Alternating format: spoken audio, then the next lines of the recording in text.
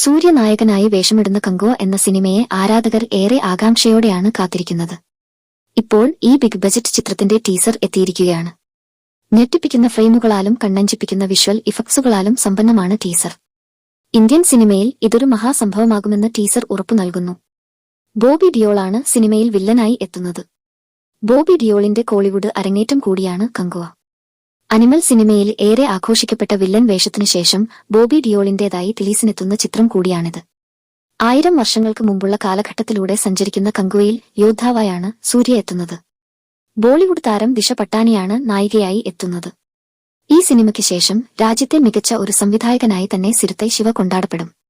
കലാസംവിധായകനായ മിലനു പുറമെ കങ്കുവ സിനിമയുടെ ഛായാഗ്രാഹകൻ വെട്രിയും മികവ് കാട്ടുന്നുണ്ട്. സൂര്യയുടെ കങ്കുവ ഒരുങ്ങുന്നത് 300 കോടി ബജറ്റിലെന്നാണ് റിപ്പോർട്ട്. ചിത്രത്തിൽ സൂര്യ കങ്കുവ എന്ന ടൈറ്റിൽ കഥാപാത്രമായി എത്തുന്നു. നടരാജൻ സുബ്രഹ്മണ്യം, ജഗപതി ബാബു, റെഗ്ലിൻ കിങ്സ്ലെ, കൊവൈ സരള, ആനന്ദരാജ് എന്നിവരും കങ്കുവയിൽ പ്രധാന കഥാപാത്രങ്ങളായുണ്ടാകും എന്നാണ് റിപ്പോർട്ട്.